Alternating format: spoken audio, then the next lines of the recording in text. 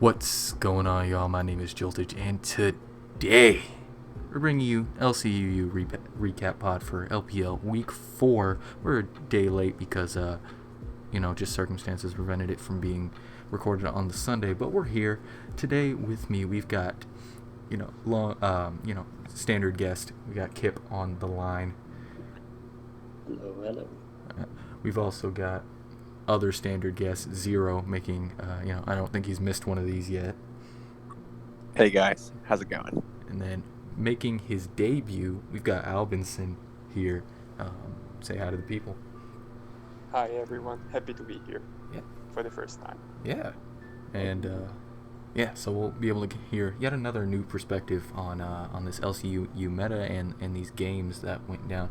Speaking of which, we started off with the not game of the season, in my opinion, between JC and Kip. We've got Kip on the line, so I want to hear him talk about his team, what he was expecting from JC here, and stuff like that as we before we actually get into the game, because oh boy, was this a game. But yeah, go ahead. So when I went into team building, I was like,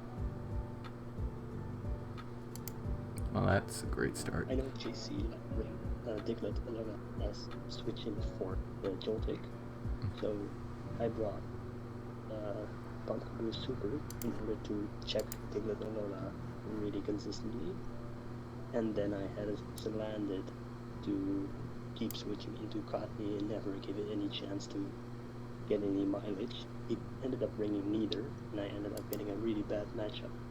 That's okay. Yeah, that bad matchup did not really bear out as such. As starting from turn 1, things were very wild. And just to give a little perspective on JC's team, since he's not here, I saw it beforehand, and it was I didn't test with him, but he showed it to me and stuff like that. We had an interesting sub Q-Fint if he ended up keeping that. It was like substitute 3 attacks. Wow. He was Calm Mind, Giga Drain Natu. He was 4 attacks, but one of the attacks was Flip Turn Carvanha. It was just a bulky hippo. It was Elekid with, it might have been dual electric stab, I can't quite remember. But I think he dropped T-Volt for Cross Chop in the end there. Psychic and Ice Punch obviously being the other 2 coverage moves. And then the Togepi was Dazzling Gleam, Soft Boiled, Flamethrower, and then Counter is the last move, as opposed to something like Thunder Wave. But, so, this early game, like I said, was a little wild. JC leads Carvanha, who has insane matchup against Kip's team.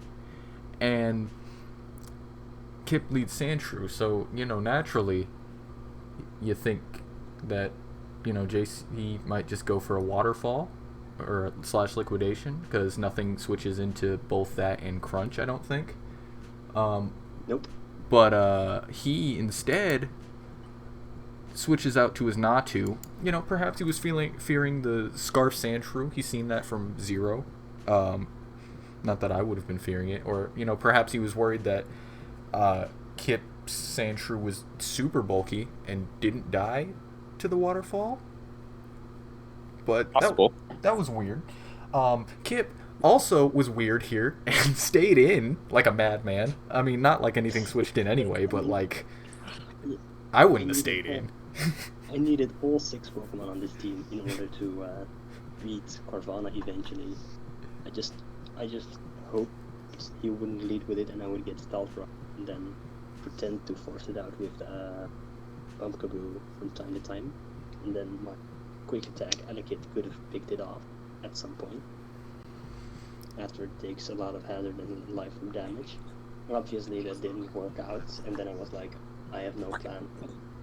Well, you didn't need a plan, because after JC goes Natu, he Calm Minds on this as Kip decided to Rapid Spin, and then inexplicably clicks Roost on Kip's knockoff, like it wouldn't go for a knockoff, and he had Giga Drain, or even Psychic would have been fine, but he had Giga Drain to have like taken out the Giga would have Shrew. recovered the same amount of health, more or less. Yeah, and probably would have taken it out, and then so Natu dies for no reason, and then he goes out to Hippo and just tries to get rocks as Kip just easily spins those, like set rocks twice. So, he comes out of this Hippo trade with Hippo dead, and then Sandshrew no plus rocks. 3 speed and no rocks. It was as bad an early game from JC as it could have been, to be honest. And then I mean, now that you say that Carvanha had flip turn, I mean, I can understand it's easy to say now that the game is over, but it really couldn't be Scarf Shrew when it had speed control, Elekid, Salandit, and probably Flame Charge Pumpkaboo, I guess. It So was not. if he had flip turn, he could have just flip turned out. But I guess if he feared Scarf, that's fair. yeah, the only thing that But makes yeah, sense the to early me is game was the only thing that makes sense to me is fearing the Scarf Shrew, which has been seen. Obviously, I wouldn't have been fearing it because I don't think that's a set run by anything but That's zero. not a set. I agree. as the guy that brought it, it's not a set. Yeah. I think actually JC had posted something about like not calcing or like calcing wrong or something, and immediately after the match and realizing that that was the waterfall or liquidation was in his favor to Oko the Shrew, but I think he was worried that it wouldn't, and that he would lose the carve. So, but yeah, the rest of the place. Yeah, I mean, even then he could have just like flip turned out to something, Sure, try to yeah, get the yeah. momentum. Yeah. If If he was flip turn still, yeah. yeah, Yeah, obviously. if he had it was free. He clearly didn't have I really protect like his though. team, though. Yeah, that's Yeah. pretty clear. Yeah. So it was either I flip like this turn or team not. though. I think the only thing I think he needed a pivot or something, because like when I played with two breakers like Elekid and Meowth, I had a defensive mon that had teleport, which is Slowpoke, that allowed those two to come in safely. I feel like his team has the very good core of like two life orb hitters of Elekid and Carvanha, but it didn't really have ways to let them in safely. Right. No, I think that's a good Like- good point. His only real pivot mon outside of the actual two life orb mons is Natu. So Yeah. it's tough to get. That's the, If it that's the was teleport. U-turn. Yeah. But it wasn't, obviously. So his it really wasn't. only two pivot mons were the Carvanha and the Elekid with the Volt Switch and Flip Turn, respectively.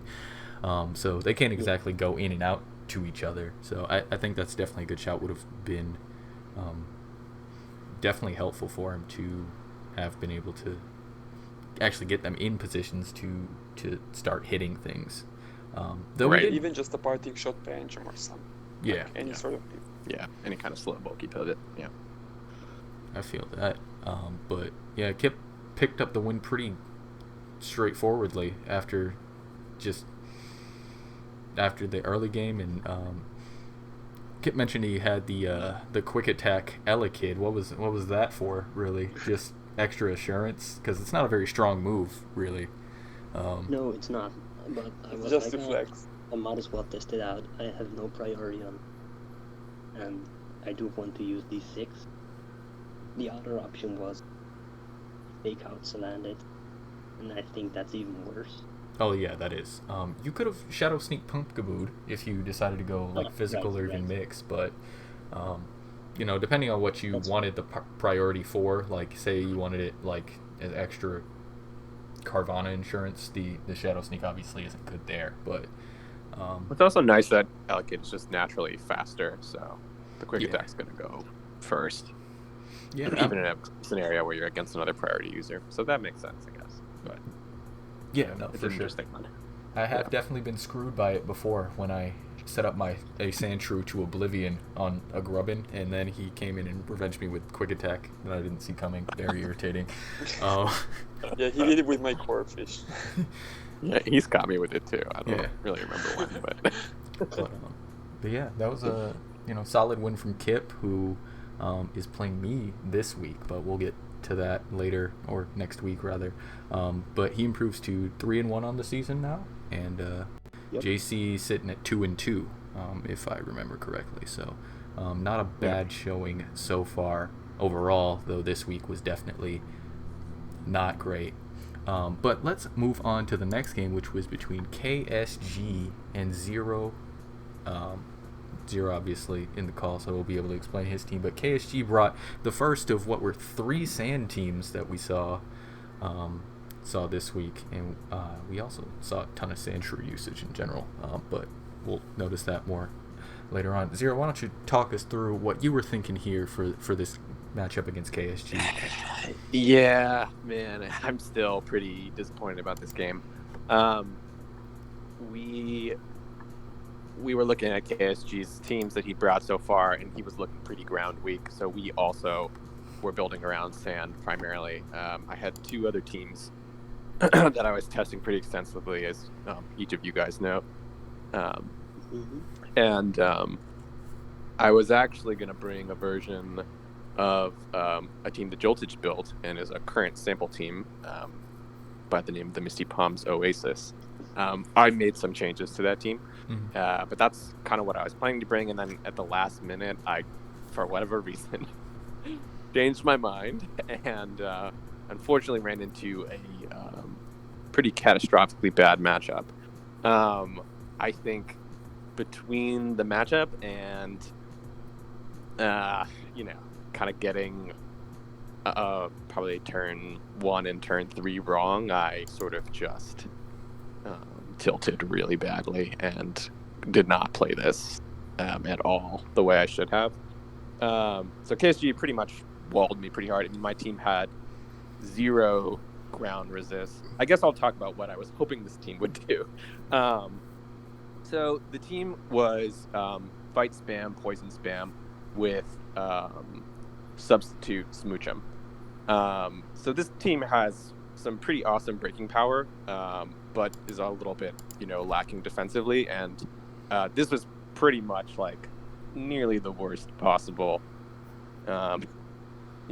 team I could have gone up against with, my 2 ground weak breakers and the dig caught carve combo pretty much walled me out and just did not allow me to make any progress. I tried to boom with my Stunky to take some momentum back, but I think at that point it was kind of already looking pretty done. I did make a couple really bad plays. Our stand shrews 1v1'd each other, and his was SD and mine was not, so obviously my stand shrew lost. At that point I was in panic mode, and I just was making way too many switches. I had Panch him against this knocked sand shrew, I think around 40%, and the Panch totally could have, I think, that's what happened. I threw Frillish in, Curse bodied the EQ, so he had to use knock or spin, and the Panch totally could have won, even though he was at +2, the Panch still could have won that. But for whatever reason, I tunneled on revenging with Croagunk. I'm not sure why. I thought that's what I needed to do. But I did that and just took even more chip. I mean, really, where I think the game was lost was making a lot of bad switches in the early runnings of the game, and just Ghost was just in control and knocking with his Cottony several times, and pretty much my whole team got knocked. So I had no ability to tank anything, and it was just pretty rough. But in the aftermath, I realized if I'd led Smoochum, I probably could have done quite a bit of damage to his team. I still think it would probably have been pretty tough for me. I don't think Smoochum would have been able to take out everything, but it might have put me in a position where it would have been possible to win. I think it still would have been a pretty uphill battle. I mean, there's only Smoochum switching its Carvanha. Yeah, it was that Carvanha is not a Smoochum switch, actually. Right. So my Smoochum was built to actually take out Carve. So it's sub Smooch. You sub on the Protect, or the whatever Crunch, and you drain Kiss, which Oko's the Carve. But Yeah, but that didn't get to happen. Pretty disappointing. I was really excited about that Smoochum set. But, you know. I mean, I think your team just, other than the ground resist problem, he just hates being outsped. And he had 2 ground types that outsped your entire team because Sandshrew Sand and Diglett Life Orb that hits like a truck. So that was very, very tough for you. Yeah, it's true. I didn't really have as much speed control as I probably needed to have. I had a lot of priority, or a decent amount of priority, but it didn't really matter here. So it's tough one, but props to KSG. He played it pretty well, and you know he's looking pretty good. So good job to him. He also brought the sand, which I should have done. You know, if I brought Misty Palm's Oasis, like maybe this would have been a lot closer. I think he still probably would have had the advantage, just based on how that team is built versus this one. But Shellsmith Squirtle. It is, which I had swapped out for an Omanite. No. Yeah, I guess it works too. It would have been. The Omanite is really cool under sand as well because it gets extra setup opportunities with the with the Spidef boost. But yeah, Misty Palms has an issue with like the Carvanha in particular. Though I think it would have been interesting. I know you updated it and stuff like that. So I'm not sure exactly. I don't remember quite exactly what you changed it to and everything. But I don't think that matchup would have been as good. Would have helped you a lot against like the Diglett specifically. But which was a huge problem here. Because Diglett really could take out like most of your team like by itself, especially under sand. Remember, guys, build with Diglett in mind. Diglett is quite good right now. Revealed to be very good. Yeah, I think right around the time Crown Tundra released, I was very low on Diglett. I was like, this mon is garbage. Why would you run it? but I completely agree. I discovered it in this LPL. Yeah. I think Joltish was also pretty low on it, right? I very much was. I hadn't considered running it since for the entirety of the Isle of Armor meta. I was not running it at all. It was like not very viable at that point in time. It was like only to be used like maybe as a suicide elite or something like that, or on like a full sand team. But I think full sand team has grown in power. Like I remember during like IOA meta, I felt like sand was strong, and we brought sand out like 1 week to LPL on Scrubs team, with Kip. But it wasn't that hard to play around back then. I try and remember exactly like what. I mean, I think it's carved definitely like makes a difference. Having to account for like more priority, more fast like powerful breakers. I don't know. Sand is in a pretty crazy place right now. But there's also Hail that has, decent amount of viability. Decent matchup against Sand particularly. I don't think Sand's like anything super special, though I do think it's good. And, this is a good segue to my game against Albinson here, where I also brought the Sand. I brought some teched out Sand as well. And, I loaded into the game. I loaded into the game and I was, pretty excited, other than this one very big issue. The little Helioptile over there was a problem for me. Now, you might not think that with me being in a sand team. I have 2 ground types, but let me tell you, Helioptile completely walled my Frillish, and as a result shut down one of my primary techs, which was Sludge Bomb Frillish, which would have caught a Cottony, but you had a much better switch into it. So, I also ended up bringing a soundproof Snover in case he wanted to run the Joltik, and as such I was allowed to run Weather Ball for random rock coverage, which could catch a Larvesta, which, he also has. Did it work? We'll see.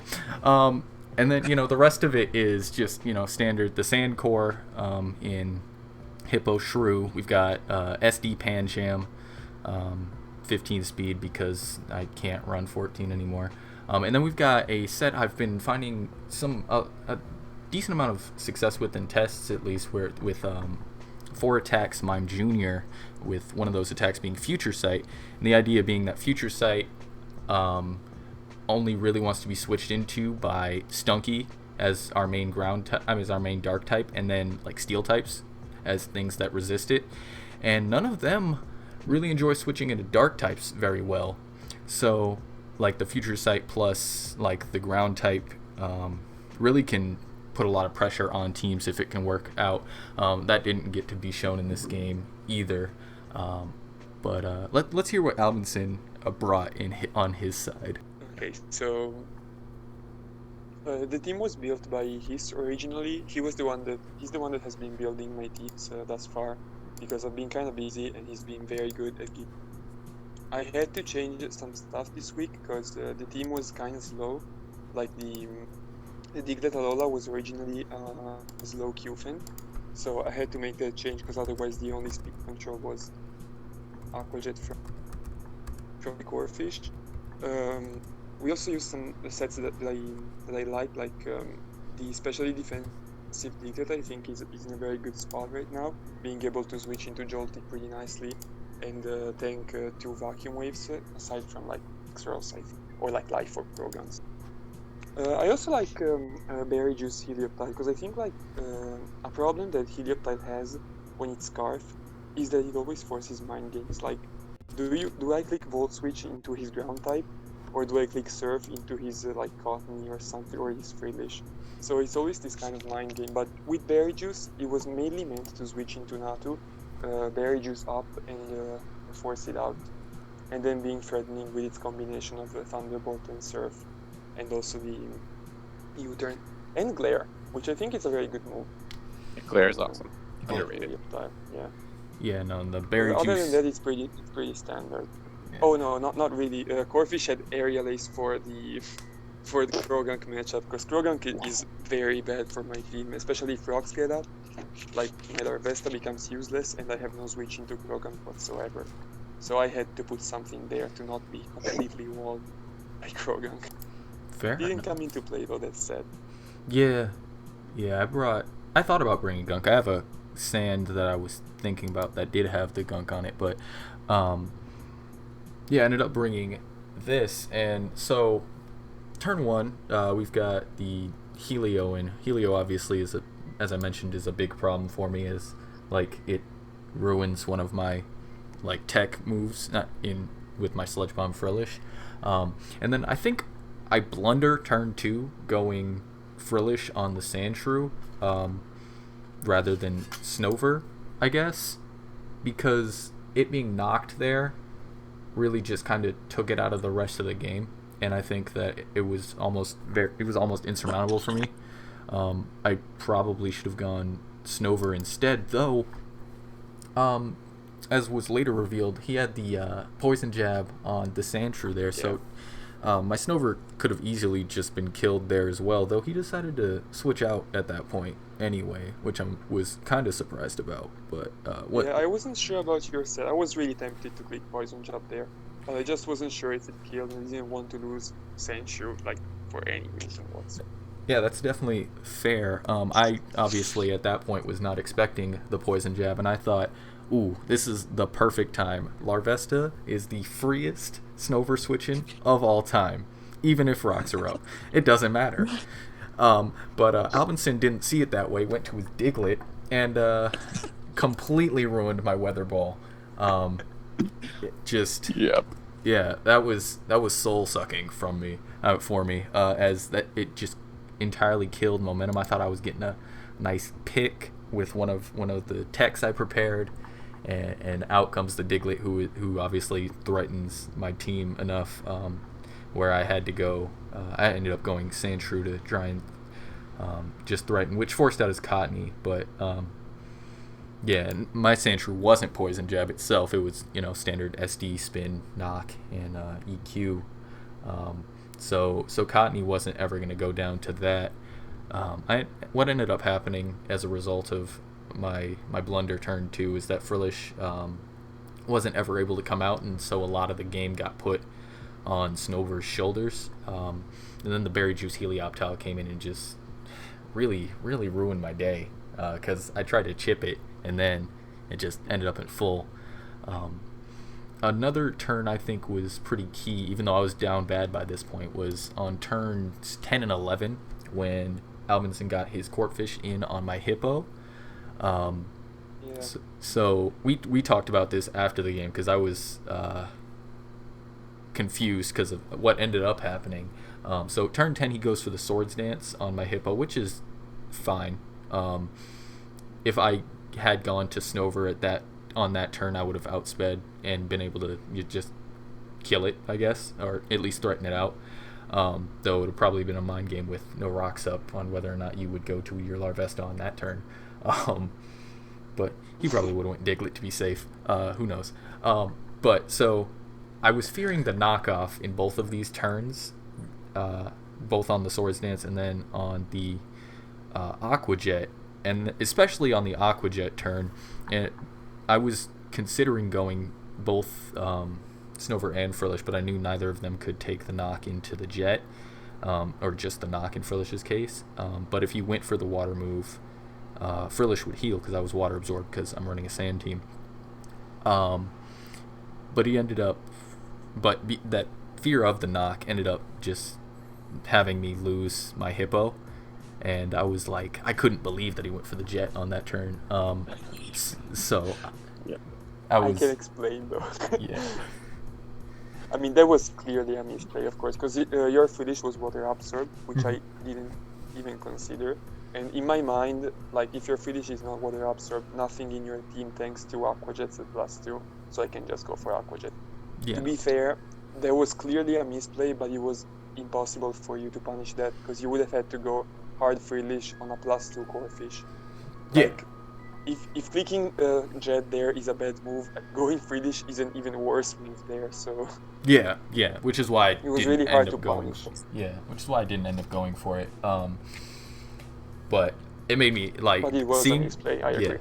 Seeing that made me upset because I was like, damn, I could have got back in the game with that because my Frillish would have been healed up to like a reasonable amount after that. I am 14 speed Frillish on this, so I would have outsped and been able to either threaten out the corkfish. He may not have known that I was 14 at that point, so I might have been able to even kill it if he didn't go to his Helio, though his Helio was obviously still an issue for me.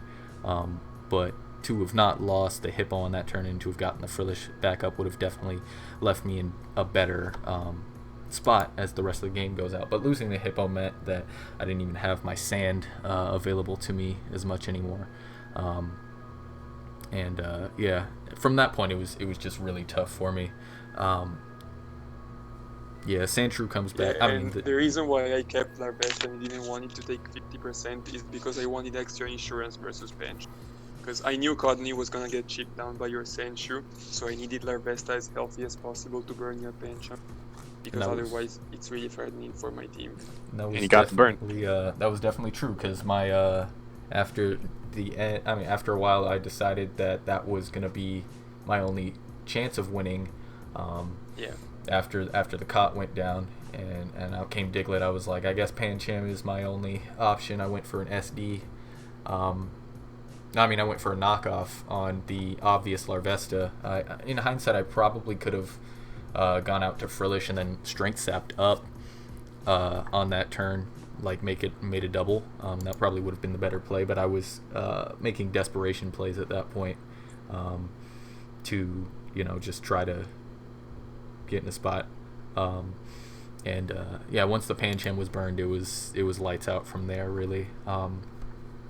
But yeah, I think my like I mentioned, I think my blunder turn 2 is really what set me back in this game, and I wasn't able to overcome it. I think I probably could have used Mime Jr. a bit more early in the game to, just set up a future sight, even if it is Spadef Diglett. Like Diglett doesn't want to eat a future sight in front of a Sandshrew or something, so I think that would have probably been a cool idea that I should have explored more in the early game. But I ended up losing. I was pretty sure your Mime Jr. Was Scarf, to be honest, on preview. Yeah, it could have been.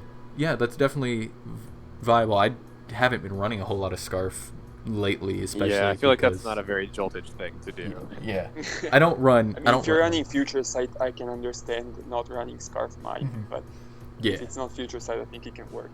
Yeah, no, I think Scarf Mime's reasonable set, and it's a reasonable idea to think it would be, because I don't have any obvious well, I guess Snover could be Scarf as well, but I don't have like obvious speed control outside of the sand other than that. But I generally have stayed away from Scarfers in general lately, just because I don't really like them at the moment overall. But Scarf anything would have helped me with this Diglett in this game, but Yeah. ended up not being Scarf the case. anything that's more serious kind of thing. Hmm? I'm just said Scarf anything is more your kind of thing. Yeah. Scarf Yeah. Golett, Scarf Sandshrew, you know. Yeah. Oh, me. Yes. Yeah. Well, some of that is Jocks, some of that is me. Yeah, that's a Jocks thing to do. That's also a little bit. That's also Quest, former teammate, man known to run three Scarfs on a single team. Yeah. Scarf Skrelp or something. Yeah, Scarf Skrelp definitely. I I mean, I support think Scarf Skrelp. yeah, Scarf Skrelp is viable for sure. Nah. I think Not anymore. I At think least. that this team is this battle is really interesting to me, because I think it also shows the way that bringing a sand team can be used against you. Like Albie had the Shrew and Dig, and it was able to turn back the momentum. I think it's also really interesting that we've kind of been disregarding Corfish, because it feels kind of bad to bring with all of the water absorbed mons and water resist and things like that, but it's actually performed fairly well in the games where it's been brought, and it just puts a lot of pressure. So I don't know, I think these are interesting things. Like, kind of thinking again about sand as an archetype, we really don't have ground resists in this tier. I mean, Cottony is arguably our best. Cottony is arguably our best ground resist, which is not great. Yes. And yeah, you can use Snover, but Snover's got lots of problems of his own. Yeah, I mean, I think this Snover set actually wasn't bad though. It performed pretty well. There's no rest. Oh, I agree. Yeah, it's its stab combination's obviously really difficult to switch into unless your name is Qfint. Like, I've been really happy with EVO Snover in general, and I don't think it needs like to set sand to be used solely on hail teams necessarily. So I was pretty For sure. happy with the discovery, at least, because everyone needs a Joltik check, because that thing's annoying. Definitely. Could have also brought Soundproof Mime Jr. but yeah, I think I mean Joel just knows. I mean, we tested an early version of this team, and then I sort of built something quite similar and decided not to bring it. But yeah, I thought this team was really cool and definitely could have won versus a team that maybe was more like the team that Jocks brought week 1, or some of the other teams we've seen that are like Joltik, Krogunk, not too centric. Mm-hmm. I definitely completely disregarded Helio as a mon lately. Yeah, more thinking about Elekid and Joltik, and that really bit me on the ass. I think Helio's a good bring though, because with Frillish being as good as it is, like, Helio is the Frillish switch in. I think that was a really cool bring. It was very good. And yeah, definitely was a problem for me in this game. Yeah, so I'm 0-2 now. I'm supposed to be the LCUU GOAT, but it's not showing up this week. Very frustrating. This year, very frustrating. Got to get back on the horse. But let's transition into our last game of the week. I didn't get to watch this one live, but we saw our third sand team. And this one looked a lot like KSG's sand team, in that it had the Carvanha and the Cottony, but rather than the Diglett A, she opted for the Joltik over that instead. And it ended up against a Webb's team from Pamplona that, had it not been for the Pumpkaboo, which was just regular Pumpkaboo, by the way, which is odd, probably, Jove's matchup was very positive if not for that Pumpkaboo. But, Albin, you said you had like some insight on Jove's team? Yeah, the only thing I know is when I watched the game without really paying attention, it really felt odd that she lost the game because Ni and Rapid Spin Senshu. But turns out she did not have Rapid Spin on Senshu, which is like a Right. questionable choice, but she went with that. She went SD 3 attacks, and the third attack was Rock Slide, not even Poison Jab. So that was really bad for her because at that point, like with a Stunky on the field, if your only hazard removal is default caught, like those webs are gonna stay up forever. Yeah. Yep. No, that's I thought it was when I watched the replay back, I thought it was a big misplay that she didn't spin when Shrew was in on the Pancham, Yeah, rather me too. opting to go for Yep. caught. But to hear that it didn't have the spin, it definitely makes sense as to why that didn't happen. Though I gotta say that I can't ever recommend not running Rapid Spin on Shrew. It's just got so much utility and is so good as a move. Yeah. The speed boost really makes it incredible. Yes, because that even allows you to just, even after the sand goes, you're still going to be faster than everything. Damn, that's definitely, that makes sense, but it was unfortunate to hear because I think with the spin, she probably wins, to be honest. Yeah. Yeah, she would have been in a much better position. The other sort of misbuild here was the carve. The carve set went through various iterations, but the version that was brought was not what it was supposed to be. I think it ended up being no tech. It was like something very strange, like Aqua Jet, but then special like Ice Beam, Dark Pulse. No, she didn't bring that. She wanted to bring that, but they didn't allow it. Oh, At least that's what she told me. I like that. I think that's what it was. I think that's what it. Oh, okay, never mind. Because I think. Yeah, I'm trying to remember. I'm trying to watch. Yeah, I'm watching the replay too. No, she didn't have. I mean, it didn't come into play, at least. Right. Well, I know she didn't have tech. I think we wanted it to be. I don't really remember. No. The set she did have tech. had She did have in tech. the game was like Jessie. Yes, she's running the usual set. She wanted to bring some special set, but she didn't in the end.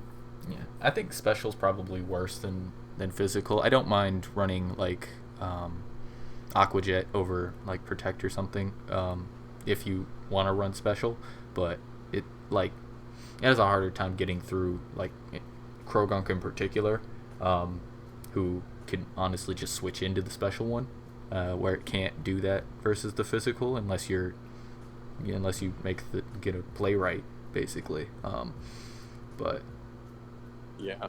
I mean, this was tough once the webs clearly weren't going to get removed. Mm-hmm. I mean, on that sort of end game there, with the car against the Pumpkaboo that was already at 2 times speed, I thought maybe Jove could have tried to protect 3 times to build it, but I mean, the probability is pretty low. I think the Aqua Jet crit is more likely. Yeah, is it? Well, I think 3 protects is like 13% or something like that. So I guess the Aqua Jet crit is. I guess at that slightly point, more likely. I guess at that point you should go for it, but she probably. I don't know. I didn't like the if she was like Aqua Jet Carve, which she ended up being. I would have preferred if she went into that on the 9% Pancham rather than the Gunk for the vacuum wave. The Carve needed to get played earlier. Yes, and try to accumulate speed boosts and take stuff out. Yeah, and that way it would have been able to get to neutral, and then with your Protect, you could have then outsped the Stunky on the next turn. I think that would have been the proper play. So if it's Aqua Jet and Protect, I wonder if it was no Big Water Stab then, or if it was no Psychic Fangs. I forget. Reese told me what it was, and I don't exactly remember. Or maybe Dreamcatcher. This team needs a big one. If it was, I mean, I would. Dropping the Big Water Stab is probably the most viable. Yeah, that's usually what you do. Yeah, I think it's fun. But which would have made Stunky difficult to get through. But I thought Pam's team, while pretty unconventional, was kind of interesting. The double ghost webs. Can we also give a little achievement? Yes, he brought a workup Q-fin, which is definitely a wild one. I don't know that anyone else has ever thought of that, as far as I'm aware. I I thought of definitely life warp haven't. on webs, but workup is kind of wild. Yeah. Yeah, I'm- I've tried band and I've tried life orb on webs, but yeah, never set up. I mean, workup. That's definitely I'm it's a Hail Mary. I'm not gonna endorse that one. I'd probably rather run Iron Defense Body Press or Curse Body Press if we're being honest. It was but- also extra sad because it didn't manage to Oko the Krogunk after Yeah. getting Yeah. workup up. I wonder if I was really surprised about that actually. Yeah, that might have been a roll. I know that Risi was encouraging Jovi to bring a slightly bulkier Krogunk, but Yeah, no, it still definitely was. kind of crazy. Yeah. Yeah. I thought it was surprising that the Pamplonna's team looks like webs before shift. Like the classic archetype of grabbing, Stunky, Spin Blocker, Penchant, Right. and like 2 random mons. Yeah.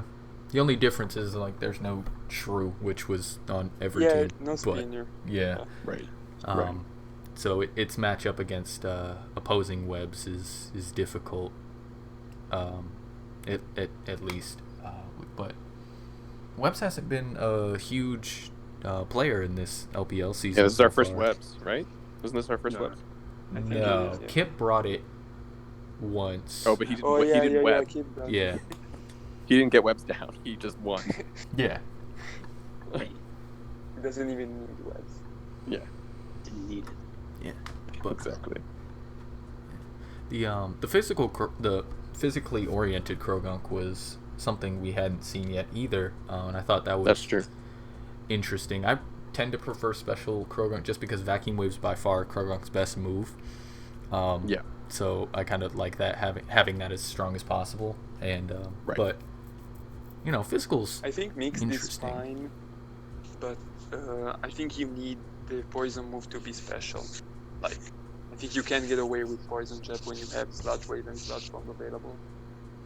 Yeah, I don't know if I'm Because like I've used that same set with the sludge bomb over poison jab week 1. Mhm. Drain punch Right. didn't come into play, but it was mixed, and I Mhm. think it Right. was very good. Right. yeah, like even Panch also had the. Sorry, go ahead. I was just gonna say even Gunk Shot I'd prefer over Poison Jab. Poison Jab's just not strong enough, especially if you're not boosting. Yeah. I don't know, but But you're mostly clicking that on like Kai or like maybe a bug. yeah, But yeah, that's true. I thought it was interesting that Pam had the ice punch Pancham for Yeah. Cottony, and that worked pretty well. He got that read. Justifying the Iron Fist. Yeah, for exactly. yeah. once. I mean, if you're gonna run Iron Fist, at least run that. But I'm still not convinced by the elemental The punches. Jolt is just anti-Iron Fist. I am anti-Iron Fist. I don't think you need. I think the Ice Punch only hits Cottony, and you can hit that harder with. I mean, it only hits Cottony. It hits Century too. I guess. Yeah. I guess it hits It Sandshrew too. helps but- you 1v1 the Shrew. Yeah, but Uh, if you're not burned, I think alright, you figured. 1v1 that anyway. It depends. It depends. You Yeah. can lose to the Shrew for sure. Yeah, I don't know. Especially if you're not SD. If you're not SD, I don't think you actually can win, unless the Shrew is knocked first. Yeah, I don't know. It's tough. You have like passive healing, but I don't think it's enough. I haven't done like the calcs or anything. But I'm still anti Ice Punch. But at least if you're gonna run Iron Fist, run that. I'm waiting for someone to bring out the scrappy Pancham to Drain Punch a Frillish. Yeah, to do like 20% to Friedrich with Drain Punch. Yeah, no, you're gonna be. Actually, this is a little more than that. Yeah, I can just But- Yeah, like nothing it can just recover off. Yeah, but you can SD and Oh, then yeah, when Frillish. He did Ice Punch the Shrew here. Yeah. He was at +2, but it Yeah. made that HP meter go down real fast. That's Yeah. fun. Yeah, but again, I think if the Shrew had the rapid spin, Pancham the wouldn't game have gotten been to very that different. position. Yeah. Yeah. But Pencham was actually very good against Pantona's team. Against Pamplona. Yeah. Yeah. After a spin, it can do some against any of those. I Yeah, mean, this was probably Pumpkaboo leaves hits because it's the bulky version, but Yeah. What a weird Pumpkaboo, honestly. Eviolite, Flame Charge, but like special is I don't think Yeah. I've seen that. And it's not small, it's not large, it's not super, it's just medium. regular Pumpkaboo. medium I mean, pump. small is very bad as a speed blocker, so I can understand not going for small, but yeah, normal is just a weird. Yeah, I mean, small still hits like if you're gonna run, if you can run Evio on small and hit Yes. like 16 and guaranteed outspeed like Gunk and Pancham at 15 and stuff like that, and I think it works there. Though you don't technically need the 16, but like you can, if you want to run Evio, which he did, you can run that on small. You can run Jolly in that case because the Adamant is really for that Poltergeist. You get like 3 extra damage with Poltergeist against Life Orb Poltergeist against like 14 defense Evio mons. Like neutral targets. Yeah. But and I think the Bull's roll also goes up quite a bit. yeah. I mean, You know. you don't need the 60. But it's possible he didn't even have the Poltergeist here, with it being Giga That's right. Drain at least. Yeah. And that's Yeah, no, I think Special Pump is still useful. But yeah, I'm not quite sure why he decided to go for medium. Yeah. Special Pump has the move pool, but I wish it had a special attack stat, you know? Yeah, that's the thing. You're not hitting very hard. Yeah. But it worked it's here in not the special sort of late attack game. for 1k or Carvanha though. Right. Yeah. Well, yeah. But yeah, so that's our games. We saw a lot of Sand this week. We saw a lot of Sand Shrew this week. And, you know, other than that, it was pretty... I felt like the teams were pretty much what we've seen. We saw a few, like, unique mons. Togepi made its debut. Smoochum, I think, made its debut. We only saw... Smooch. Yeah. We only saw one Joltik. Joltik has continued to fall down in priority since its dominant week 1. So that's definitely something to keep in mind, actually. This is the Also, second victory no for Meowth. Golett. What was that? Not the Golett thing, is now but 2-0. yeah. This was the second consecutive week with no Meowth, That's which true. to me That's is like incredible. I think it's like top 5 mon in the tier. Yeah, I was I was like so sure you were gonna bring a Meowth, actually. He said to stop me. I gotta be honest. Like, I know you love Meowth, so I was like, this dude's definitely bringing Meowth. Yeah. So I was considering a Hail team as well, just because like Sandshrew A is really good against Meowth, and I know how much you like that. Yeah. Yeah, But, he's just saved me there, giving me the right matchup with the Corphish. Yeah. All right. Well, yeah, I think that's everything we need to say. Unless anyone else, any parting thoughts on the games we saw and the meta in general right now. Actually, did we talk about that? The usage stats were just posted out. Let me open those up then. Yeah, let's look at that. Yeah. While Joel's just pulling that up, I want to say that I think it's really interesting that we haven't really seen much cheese at all. We haven't seen much like screen setup spam. This is our first webs. A-Shrew was gone this week. Yeah, definitely. Like, I think there's like a certain level of consistency in terms of what we're seeing, but there's also quite a bit of diversity. I think also everybody feels a lot of pressure to check things, whether it's Meowth or Growagunk or Joltik or, you know, Magby, Carvanha, Carvanha. Yeah. Carv probably the big one. Yeah. Right. Speaking of Carv, do we want to talk about that in what we were talking about in council, or Yep. Yeah, because We're going to suspect. yeah, we're gonna end up suspecting Carv at some point. Or are we doing that this week? Yeah, he should have. Okay. But yeah, we're gonna take a look at Carve. Carve, in the eyes of a few of the council members, is a bit above like a bunch of other very threatening mons in terms of the pressure it puts on the builder and what teams need to do to be able to safely check it. We've got basically like Cot and Krogunk who can only offensively check it with Vacuum Wave, but otherwise is unable to do so.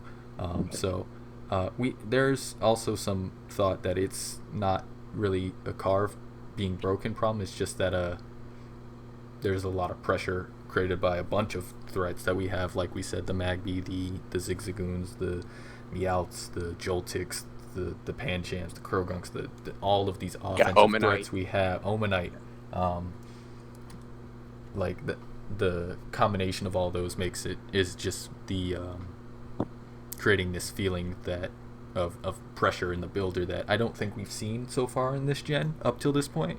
I'm not sure how I necessarily feel about potentially banning Carve or what the right solution is, but I just personally have been feeling that that pressure in the builder, and am wary of what it's doing for just like the enjoyability of the meta and the health of the meta in general. I don't know if Albinson had actually heard any of that discussion yet. So if he has thoughts on Carve in particular, that's new for me. Yeah. So if you have thoughts on Carve or anything else in the meta, that I'd love to hear that actually.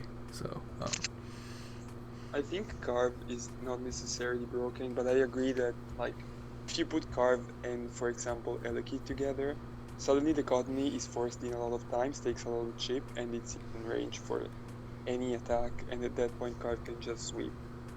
But I don't think it's ban ward off the top of my head. I hadn't really thought about it, so I guess it shows that I didn't think about any sort of suspect test for it. I guess it's one of very pressing elements in the builder, but I think so is Meowth, so is Elekid, so is Magby, that is never brought because everyone just over-preps for it. It can never do anything during a game, especially the belly drum version. Yeah, specifically the belly drum. Life Orb is I think we've never seen good, but yeah. We've at least never seen belly drum do stuff in game. I think Jove might have brought it that first week. Yeah, but we don't know if she brought it. Probably she did, but yes, I believe it was belly drum. I don't believe Carve to be broken, but I can understand that there are many things that press the same checks, and at some point during the game the check is not there anymore, and you have one cleaner that can just sweep the entire team. But I think it does have some sort of counterplay, even just bulking in general, like a Q-Fan that can leave a hit and revenge kill with Power Whip, or a Pancham if you keep it at full health or something. Yeah, I mean, I think this is part of the issue, right? So it's like, I think the ways of checking Carve. Yeah, the ways of checking Carve are like, there's the obvious ones like Vacuum Wave from Krogunk, which doesn't kill neutrally, unless you're running Life Orb. And I'm not even sure if Oko is neutral from Life Orb. It might, but it certainly doesn't from EBO. So, there's the sort of the straightforward checks, and then there's other things that you could do that aren't really great. Like you could run 15 Def Pancham, or you can keep your Pancham in the back the entire game. But right? So at a certain point, it's like you're doing things in the builder, or you're playing the game in a certain way that just is suboptimal without Carve in the meta, right? So is Carve itself broken? Probably not. You look at the usage stats, the win rate is not very good. Carve is sitting at like around a 20. Yeah, that's actually. It's at a 28% win rate. 7 brings. It's what is this 1, 2, 3? It's like 11 down on the list. So it's seen decent amount of usage, but 7 brings over the 4 weeks, but not a ton of victories. That being said, I do still think that the pressure it creates in the builder and in the game, might be a little unhealthy. But I think a suspect is always good, and we can play some games and kind of see how it works. my goal is kind of to try to make the most broken as possible Carve team. So that'll be fun. That'll be a fun side project for me while I'm on the bench this week. Looking forward to. Yeah. I think the suspect test is fine. I don't believe it to be broken right now, but maybe if I play more games with it or against it, I can change my mind. Yeah. I don't think there's any. I don't think there's anyone, even those that have pointed to Carve as like the most problematic, or like the one that's above the other threats. I don't think there's any like feeling that it's definitely broken. It's just that it, in combination with other threats, just puts so much pressure on the other viable like defensive cores in particular. Cottony feels like the most like load bearing mon in the meta. Oh, definitely. And so let's look at these usage stats. Cottony's number 1 now, cumulatively with 17 uses, and it's sitting at the 41% win rate. Yeah. It's and Cottony's Cott's good. got to do a lot. Yeah, Cottony's it's good, great, but it has a lot of jobs that it is doing for a typical team and what it's being tasked with checking, and just like the amount of utility it brings, it can't quite hold out. And I think that's a big reason that Carve is standing out, because Carve is one of those things that, like for example, Cottony plus Frillish is a standard like defensive backbone to a lot of teams, and Carve sees Frillish and is like, hello, hi, how are you doing? I'm gonna crunch you, and like that just puts more pressure on the Cot to be able to check that, plus the Pancham, plus the Sand Shrew, plus all this number of things that it loses its backup with. But yeah, I think this will be an interesting thing. It's definitely a dilemma that we're gonna have to talk through, wrestle with, and we'd love to hear other people's comments on how they view Carve. We'll definitely bring attention to that, since this is really the announcement video for that. Yeah. Anyway, so yeah, that was a tangent at the end here, but I think that was a very important discussion to bring up, Carve in particular, and just how the meta is shaping up to be.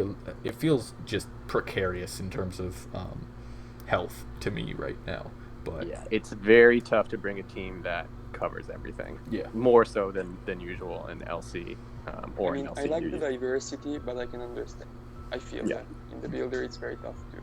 Yeah, it definitely feels more matchup-y than I think it's felt all gen, which is interesting, but the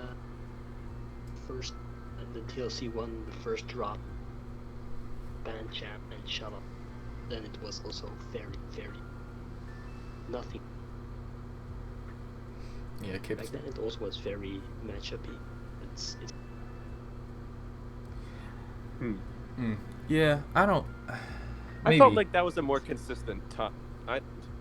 TLC one like during mini UUPL, I felt like that was a little bit more consistent in terms of people bringing blueprint teams, and there was definitely weather archetypes. There was sun, but I think it was pretty safe back then to run things like Mantike and Hippo and your Pinch, your Shrew. I don't know. Yeah.